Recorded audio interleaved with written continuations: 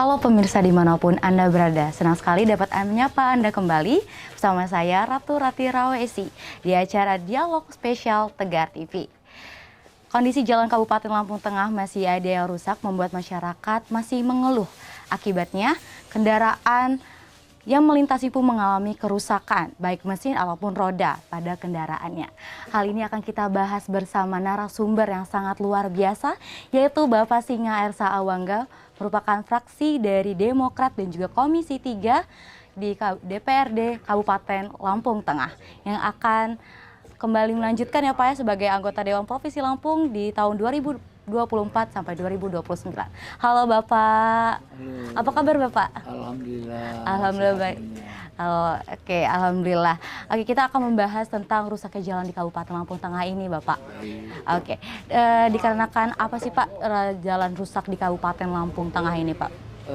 Jadi memang ruas jalan Lampung Tengah ini terlalu panjang sekali, sehingga memang untuk penanggulangannya agak mungkin Kabupaten Lampung Tengah ini pendaraannya kurang bisa maksimal. Namun tentunya kerusakan jalan yang ada di Lampung Tengah ini yang pertama disebabkan daripada kultur tanah jalan tersebut yang labil, sehingga dapat segera rusak dalam penggunaannya, tidak bertahan lama. Kemudian juga tentunya ada sedikit pengerjaan yang kurang sesuai.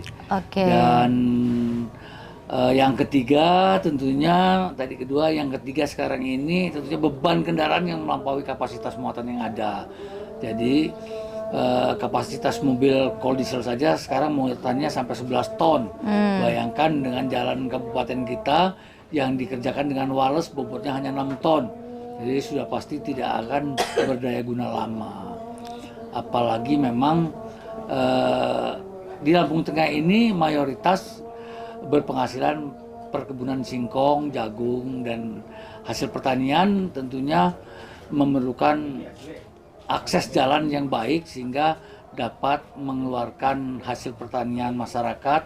Tentunya tujuannya adalah mengentaskan kemiskinan masyarakat yang ada di Lampung Tengah. Oke, menyinggung tadi Pak, kalau misalnya di Kabupaten Lampung Tengah ini adalah penghasil dari pertanian ya Pak ya, itu apakah penanaman pohon pisang dan lain-lain mempengaruhi rusaknya jalan Pak?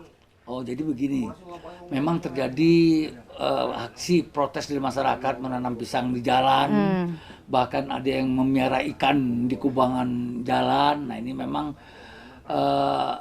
sangat memprihatinkan, memalukan, ya. Jadi harusnya pemerintah Kabupaten Lampung Tengah bisa introspeksi diri untuk membenahi jalan-jalan yang ada di Lampung Tengah. Ditambah lagi jalan-jalan provinsi yang juga khusus Lampung Tengah.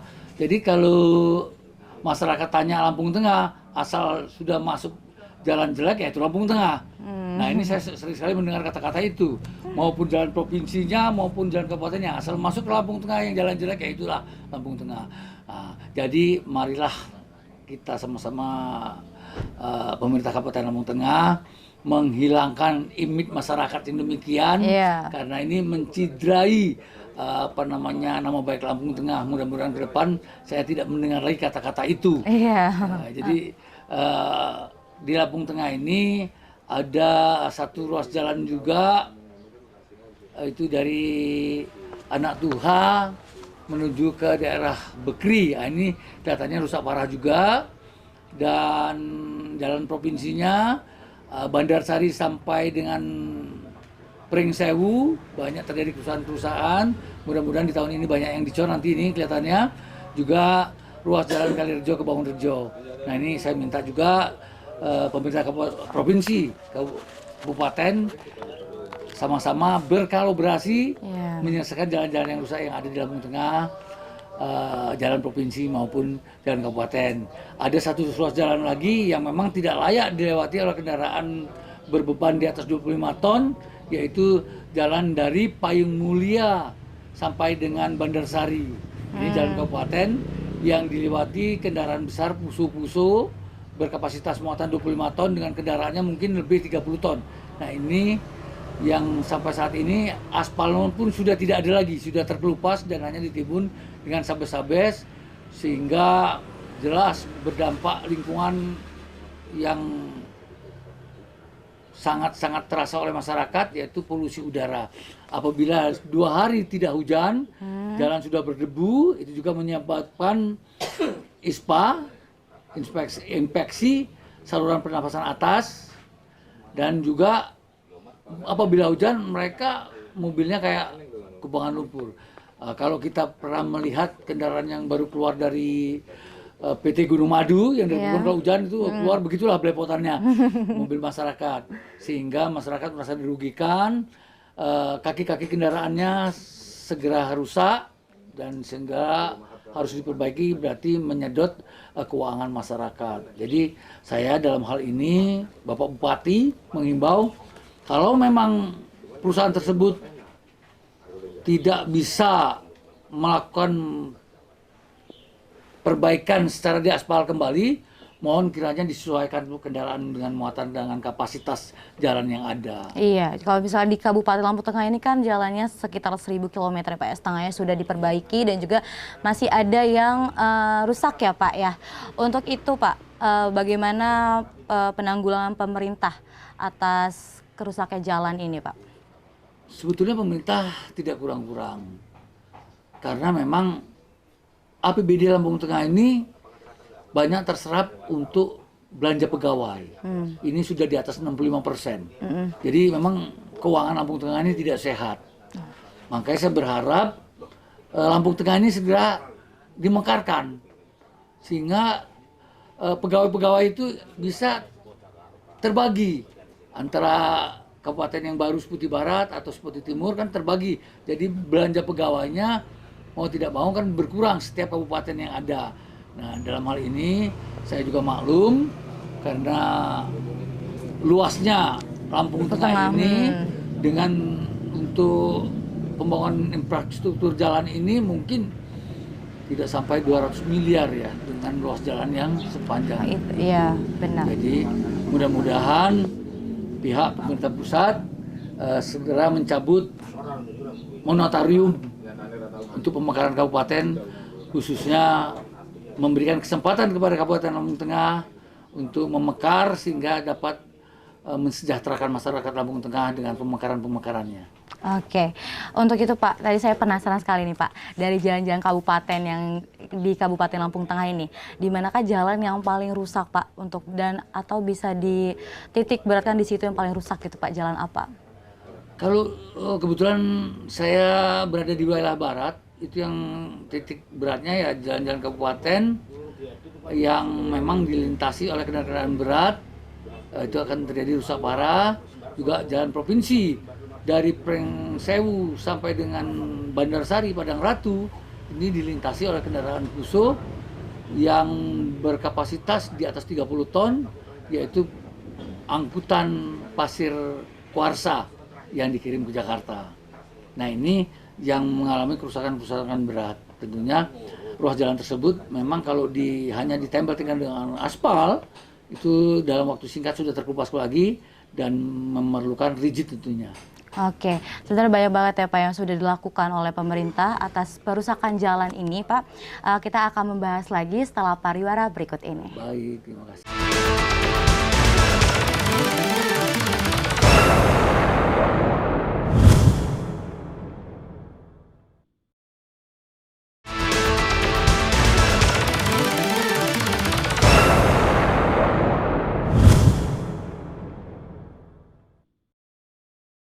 Halo pemirsa dimanapun Anda berada, kembali lagi dengan saya Ratu Rati Rawesi di Halo Legislator Tegar TV.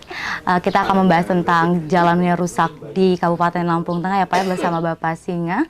Halo Bapak. Ya. Ya, kita akan melanjutkan diskusi tadi Pak tentang perbaikan jalan di Lampung Tengah Pak.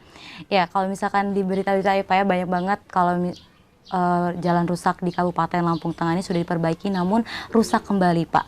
Apakah ada peningkatan kualitas untuk memperbaiki jalannya rusak di Kabupaten Lampung Tengah ini Pak? Nah, justru saya menghimbau pada dinas terkait untuk pembangunan jalan, infrastruktur jalan ini, mohon kiranya pengawasan tentang pengerjaannya diperketat lagi, dan konsultan-konsultan yang ada jangan dia selaku konsultan tapi tidak pernah ada di tempat.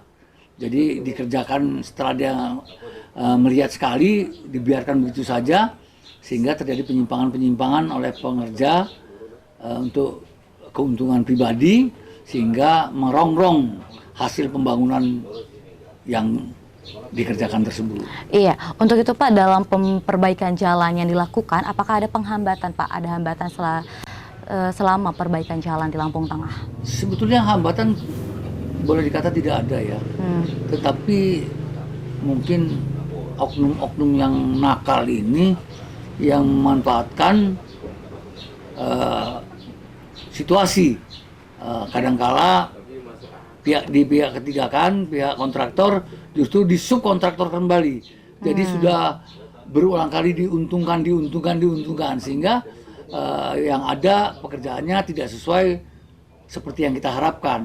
Mudah-mudahan pihak terkait bisa memberikan pekerjaan-pekerjaan untuk tidak disubkontraktorkan kembali, betul-betul dikerjakan sebagaimana mestinya, sehingga tidak mengurangi kualitas daripada jalan yang dikerjakan.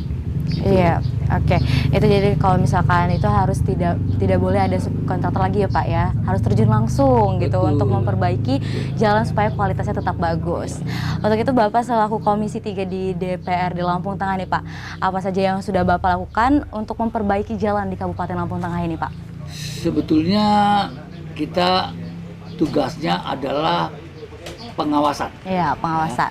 Pengawasan juga kita ada reses untuk mengusulkan pembangunan yang ada di Lampung Tengah, bukan hanya jalan tetapi dalam bidang-bidang lain, pembangunan yang lain. Jadi yang saya sampai saat ini agak heran, ini usulan yang melalui aspirasi masyarakat lewat reses DPR ini boleh katakan tidak pernah terrealisasi, sehingga masyarakat ini kadang kalau kita mengadakan reses di suatu tempat, percuma kita usul juga ternyata jong juga tidak ada. Nah ini saya juga berharap ke depan mari sama-sama pemerintah Kabupaten Lampung Tengah, Bapak Bupati, kita berkolaborasi dengan DPR untuk meningkatkan pembangunan yang ada di Lampung Tengah ini sehingga terjadi pemerataan, tidak timbul kesenjangan. Hanya di Lampung Tengah wilayahnya tertentu saja yang terbangun, tetapi yang lain tidak. Mari sama-sama kita mengusulkan usulan masyarakat diakomodir, walaupun tidak semua, tapi per kecamatan itu adalah hasil riset itu yang betul-betul terrealisasi sehingga tidak membuat masyarakat kecewa. Iya, itu kita harus kerjasama berkolaborasi dengan pemerintah daerah untuk memperbaiki jalan di Kabupaten Lampung Tengah dan juga mengayomi masyarakat yang melintasinya ya Pak. Betul, ya. betul. Oke, untuk selanjutnya nih Pak, saya penasaran, tadi kan Bapak bilang kalau misalkan berat yang dibawa oleh truk-truk itu melampaui batas Pak. Apakah ada sanksi tersendiri Pak atau syarat-syarat tersendiri untuk melintasi jalan itu Pak? Sebetulnya klasifikasi jalan itu sudah diadakan kelas 1, kelas 2, kelas 3. Ada yang 3A, 3B mungkin, 2B, 2A kan ada itu. Dengan beban ada. Itu oleh Dinas Perhubungan dipasang. Karena terbatasan petugas kepolisian yang menjaga rambu-rambu tersebut, akhirnya ada yang dicopot, ada yang dilanggar. Seharusnya kan itu Dinas Perhubungan yang masang, tetapi pengawasannya juga kepolisian. Ya, jadi inilah perlu kerjasamanya, koordinasinya antara Dinas Perhubungan dengan pihak kepolisian, tentunya Satlantas, untuk menindak tegas kepada pengguna jalan yang melampaui batas tonnase. Nah, yang susah lagi sekarang kan timbangan sudah katakanlah tidak ada lagi. Sebetulnya pembatasan tonnase itu yang efektif satu-satunya cara pembatasan ply rating ban. Rating ban. Iya, kalau bannya kapasitas ratingnya sedikit, tentunya dibebani berat kan dia akan meledak. Iya, nah, itu tentunya membuat efek jera pengguna angkutan dengan over kapasitas angkutan. Gitu. Tidak perlu timbangan, tapi dibatasi dengan fly rating ban. Gitu ya Pak ya, untuk dari Bapak sendiri penanggulangannya hal itu seperti penanggulangannya. Dan juga apakah ada faktor-faktor lain Pak yang merusak jalan ini seperti faktor cuaca dan lain-lain Pak? Tentunya saya katakan tadi faktor cuaca itu adalah labilnya tanah di wilayah Lampung Tengah ini. Karena apa? Memang kita kan iklimnya tropis, ada kalanya musim penghujan, mau tidak mau dengan musim penghujan itu akan menjadi pengemburan tanah tentunya. Apalagi pengerjaannya tidak sebagaimana mestinya, jadi kualitasnya tidak baik, jadi cepat rusak dan jalan tersebut dibebani dengan beban berat. Ya sudah langsung yang banyak terjadi lapisannya terjadi pengurangan ketebalan. Nah, ini yang banyak ya. Tetapi mudah-mudahan ke depan pihak Bina Marga bisa mengontrol sebaik mungkin sehingga di tahun-tahun mendatang tidak akan terjadi hal tersebut. Iya.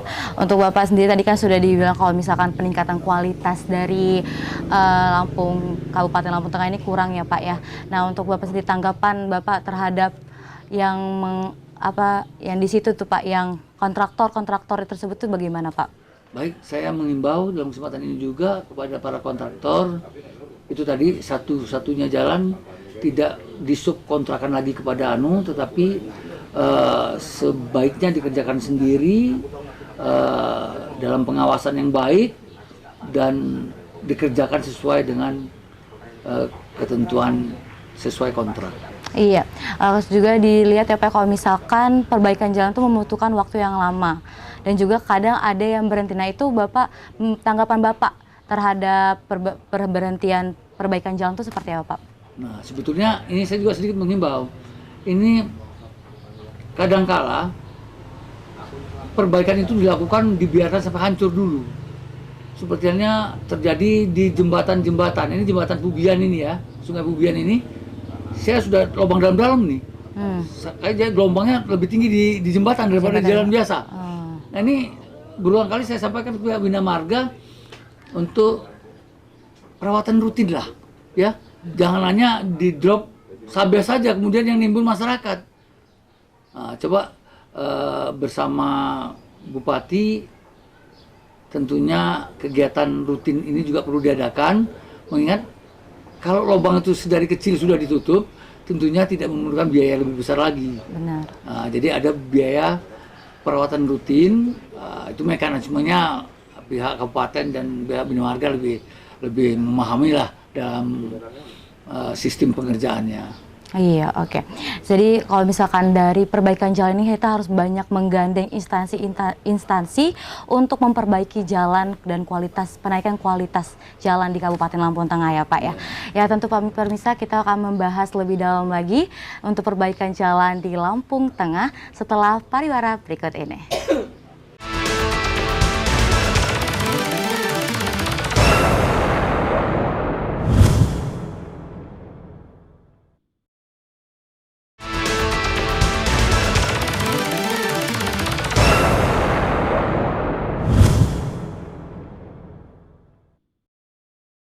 Halo pemirsa dimanapun Anda berada, kembali lagi dengan saya Ratu Rati Rawesi. Kita akan membahas tentang jalan ya Pak, kita masih membahas seputar jalan di Kabupaten Lampung Tengah Pak. Ya, pertanyaan ya Pak, bagaimana pendapat Bapak dan tanggapan Bapak ini? Apakah di 2024 jalan di Kabupaten Lampung Tengah ini akan jalan mantap atau bagaimana?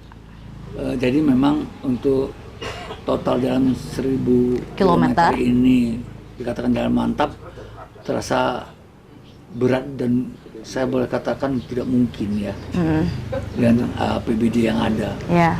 Jadi saya berharap ya pemerintah bisa menetapkan mana yang sangat urgensi untuk didahulukan dan mana yang belum urgensi. Yeah. Jangan mengacu semua ini kepentingan politik, tapi kepentingan masyarakatlah yang diutamakan. Ya, kalau politik ini tidak ada habisnya bicara tentang politik, karena setiap tahun ada tahun politik, setiap 5 tahun sekali kan. Jadi saya berharap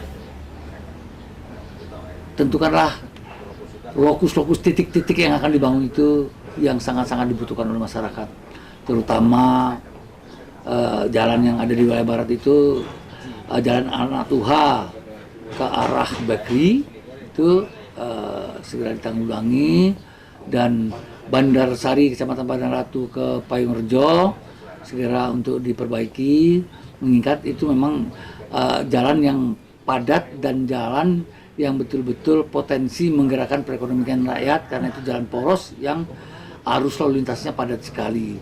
Nah, dalam hal itu Bapak Bupati mudah-mudahan bisa mengerti keluhan masyarakat, dan penduduknya juga padat. Mudah-mudahan tertarik untuk memperbaikinya jalannya ya Pak ya. Yaitu tanggapan dari Pak Singar Sawangga selaku Komisi 3 ya Pak ya, DPRD Kabupaten Lampung Tengah dari fraksi Demokrat. Ya, kita bicara tentang politik dulu nih Pak. Saya ingin bertanya, kalau misalkan di sini kan ada pilkada serentak ya Pak ya di bulan November 2024 ini.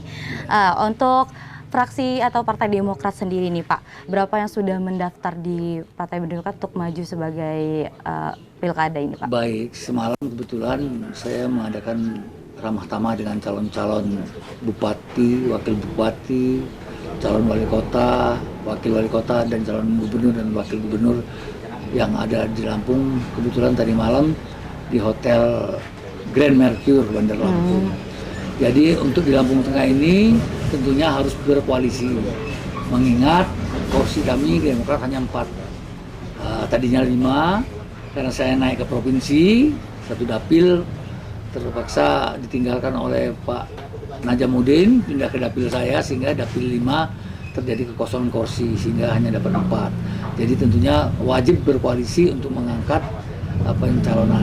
Sementara sudah mengembalikan berkas sebagai bacalon, Iya, bacalon. yaitu bacalon bupati ada Bapak Musa Ahmad, kemudian ada Bapak Abdullah Surajaya, kemudian ada Bapak Gus Maksum, dan ada 1 bacalon wakil bupati adalah Alexander. Oke, berarti ini arahnya ke bupati ya Pak, kepala daerah ke bupati. Untuk Demokrat sendiri kan tadi ternyata tidak sendiri ya Pak ya, Tentunya begitu. Oke, hal itu kenapa Pak demikian seperti itu? Kenapa harus kenapa berkoalisi, kenapa nggak sendiri gitu Pak? Karena syarat mencalonkan kandidat calon bupati itu harus mencukupi 20% dari jumlah kursi yang ada di DPRD Kabupaten Lampung Tengah. Sementara DPRD dari Partai Demokrat hanya 8%. 8%. Ya, jadi masih membutuhkan 12%. 12% ya Pak ya. Jadi 10 kursi baru bisa mengangkat 1 calon wakil bupati atau calon bupati. Oke, untuk Bapak sendiri tanggapan Bapak di Pilkada tahun 2024 ini seperti apa Pak? Mudah-mudahan bisa berjalan mulus tanpa ada kendala dan kondusif tentunya, itu yang kita harapkan, dan masyarakat pintar-pintar memilih wakil tentunya yang amanah, yang baik, yang bisa membawa masyarakat Lampung Tengah ini adil, makmur, sejahtera, tentunya yang menjadi cita-cita masyarakat Lampung Tengah tentunya. Oke, untuk dari Partai Demokrat sendiri nih Pak, sudah melakukan persiapan atau bagaimana Pak untuk melakukan pilkada di November 2024? Tentunya semua partai saat ini sedang berupaya untuk menjaring pasangan calon yang terbaik di Kabupaten Lampung Tengah ini. Jangan kita mengusung kemudian kalah. Tentunya kita berharap kita mengusung calon itu menang. Jadi kita berusaha pendekatan terhadap konstituen kepada masyarakat, mendengar aspirasi masyarakat itu kemana sih, yang bagaimana sih yang diharapkan. Mudah-mudahan kandidat yang diusung oleh Partai Demokrat kelak betul-betul yang menjadi idola masyarakat Lampung Tengah. Iya, untuk menyinggung sedikit nih Pak, untuk kepada kandidat-kandidat yang sudah mendaftar di Partai Demokrat sendiri, apakah Bapak ada sewejangan gitu buat mereka atau bagaimana Pak? Adakah sedikit gitu untuk mereka? Saya sedikit memberikan masukan kepada seluruh calon bupati, wakil bupati dari Partai Demokrat. Mari sama-sama kita turun ke konstituen, ke masyarakat, agar ke depan apa yang kita harapkan bersama antara calon dan pengusung bisa menjadi suatu kenyataan yang baik, yaitu terpilih sebagai pemenang. Jadi berkonsolidasilah kita kepada masyarakat, jangan hanya tokoh-tokohnya saja, tapi bagaimana kita bisa mengambil hati masyarakat sehingga masyarakat betul-betul dari hati ke hati terjadi jalinan emosional yang baik, silaturahmi yang baik tentunya. Oke, itu adalah wejangan dari Bapak Singa ya Pak ya, untuk para calon kepala daerah nanti ya Pak ya. Oke, untuk siapa Pak yang meminang Partai Demokrat ini Pak di pilkada ini? Itu tadi saya sampaikan, yang pertama calon bupati adalah Bapak Musa Ahmad, kemudian Bapak Abdullah Surajaya. Kebetulan mereka sekarang masih menjabat anggota DPR Provinsi, Abdullah Surajaya, dan Gus Maksum ini juga anggota DPR Provinsi. Tapi tidak asing lagi tentunya Bapak Musa Ahmad adalah Bupati Lampung Tengah yang saat ini. Oke, jadi itulah ya Pak yang Bapak yang meminang Partai Demokrat untuk maju sebagai pilkada di tahun 2020. Ada satu lagi wakil. Oh, wakilnya. Wakil adalah satu-satunya yang mendaftarkan ke Partai Demokrat adalah Bapak Alexander. Oke, itulah sedikit ya kita bahas sedikit tentang pilkada tahun 2024 ini bersama Bapak Singa. Ya Bapak boleh menyampaikan pada pemirsa, untuk pemirsa bagaimana? Baik, untuk para pemirsa yang saya cintai, yang saya banggakan, mari kita sama-sama membangun Lampung Tengah lebih baik lagi ke depan. Tentunya sangat-sangat mengharapkan partisipasi masyarakat dari segi pengawasan pembangunan, dari segi berpolitik, politik yang cerdas, yang jangan hanya berpikir nomor piro wani piro, tetapi berpikirlah yang cerdas demi Lampung Tengah ke depan lebih baik. Tentu kita perlu pemimpin yang baik, dan untuk pembangunan yang berkualitas diperlukan juga partisipasi masyarakat untuk pengawasannya. Apabila terjadi penyimpangan-penyimpangan pengerjaannya, segera berikan masukan laporan kepada kami di DPRD Lampung Tengah. Kebetulan itu ranahnya Komisi 3, kami siap menampung aspirasi masyarakat untuk pengaduan-pengaduan masyarakat tentang pembangunan jalan yang tidak sesuai spek yang ada. Dan tentunya berlaku untuk masyarakat Lampung Tengah berjaya mempunyai pembangunan yang sangat-sangat prima. Amin. Amin, amin, amin. Ya itu pemirsa, kita berdiskusi sedikit, berbincang-bincang bersama Pak Singa. Itulah saya Ratu Rati Rawesi, pamit undur diri. Assalamualaikum warahmatullahi wabarakatuh. Waalaikumsalam warahmatullahi wabarakatuh.